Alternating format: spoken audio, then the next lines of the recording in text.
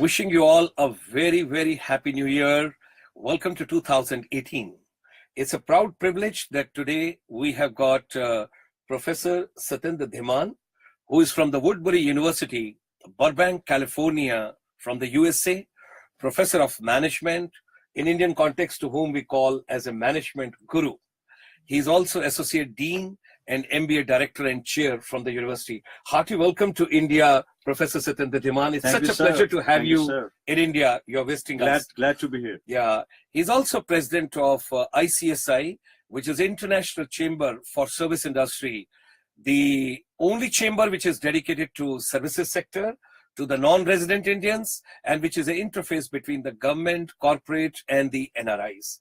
So this year, 2018, while extending a hearty welcome to you as well as to our wonderful audience world over, I wish to focus with you in a couple of minutes on the present education scenario. And then, of course, in the subsequent phases, we will build it up, where we will talk about higher education, school education, technical education, vocational education, changes in education, American education, European education, Asian education, and of course, what all changes are needed in today's education system so that we can empower every educator, every teacher, every trainer, and of course, ultimately every youth world over. That seems like a very full agenda that we have. Yes. We have got you over here for a couple of days in India, so we would like to make optimum use of this particular visit of yours. I will be happy to add some value. Yes. Let's start because you're coming from all the way from the United States and you're visiting India. Let's talk about the present scenario of the education system in United States, how the things are, which way they are. Sure. As you know that in higher education, America is a trendsetter. Okay. If there is anything which is going to change in the higher education, America is where those things get started. Okay. However, the American K through 12, what we call in India, school education, is also very vital. It's a feeder. Okay. To the higher education, which basically is a foundation to the whole pyramid of education system. Exactly. Okay. Exactly. In the higher education arena, we have 2 or 3 different tiers. You can do your 10+2, what you call here, or K through 12, as it is known in America and Europe. After that, you can either go to what is called junior colleges. They are also called community colleges. Community colleges. Yes. Okay. And the beauty of those colleges is that they are affordable.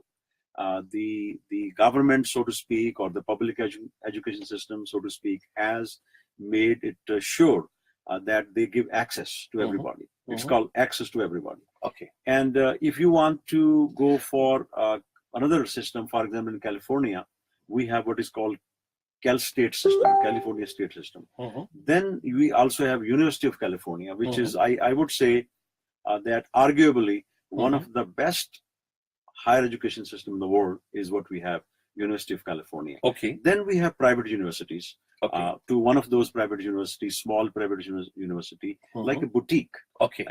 Which cater to certain very specialized interests and specialized courses, interests.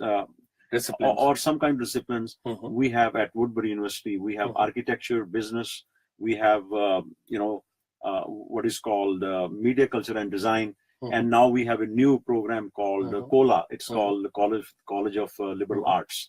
So we have liberal arts, we have design, we have architecture, and then we have business. Okay. So this is the structure basically which you follow in the. Okay. When you said that the community colleges are affordable by the large population, what exactly you mean to say? The fee structure is it's very economical, very affordable, very affordable. Okay. There used to be a time, maybe 10 years ago, for one semester, you can go to for 4 or 5 classes for $500. Okay. So that's very affordable. Okay, let's take it because this is the first conversation on education system. Of course, subsequently, we are going to talk with you on the higher education separately and school education separately. And we will also talk about not only the students or the youth, but we will also talk about how to basically empower the education system, the teachers. Our teachers, yes. And with the help of technology, how to go by.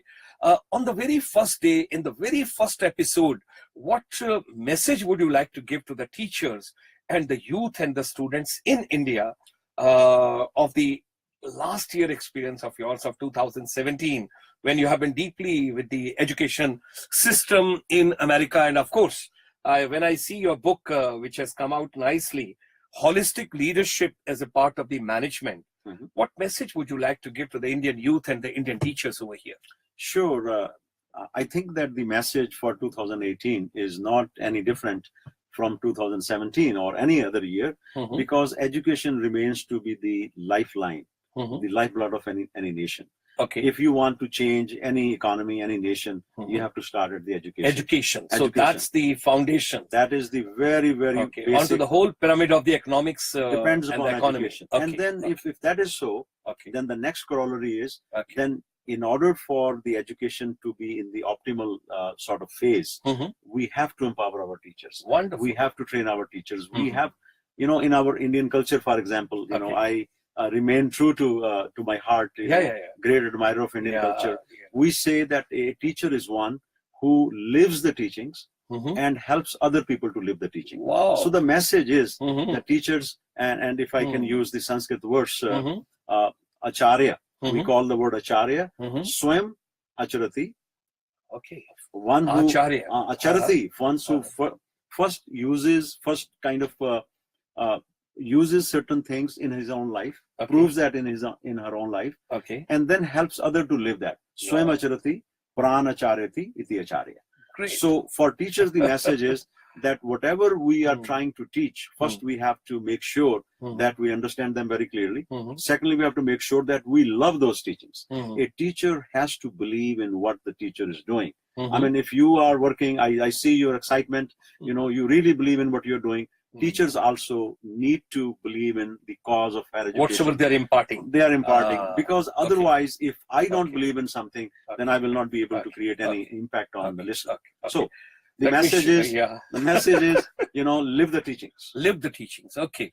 It's wonderful from Professor Satinder Dhiman.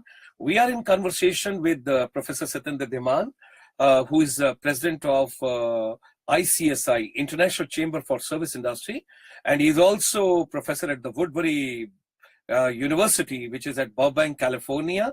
And of course, we will be having lots of the conversational and lots of new issues which we are going to talk about in the higher education, school education, technical education, vocational education, management education.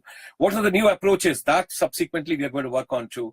In the first episode, I once again, along with Professor Dhiman, extend a very hearty welcome to all of you to be a part of this conversation as we are going to proceed on to the education deliberations and discussions. Yes. And while wishing the Happy New Year 2018 to everyone, I would request kindly subscribe to our channel on the youtube.com/GS Motivator, and also like us, follow us, or comment us on the Facebook, Twitter, and Instagram. Thank you very much, Professor, joining us over here in India, all the way from the USA. It's a pleasure, sir, to be here. Thank you. Thank you.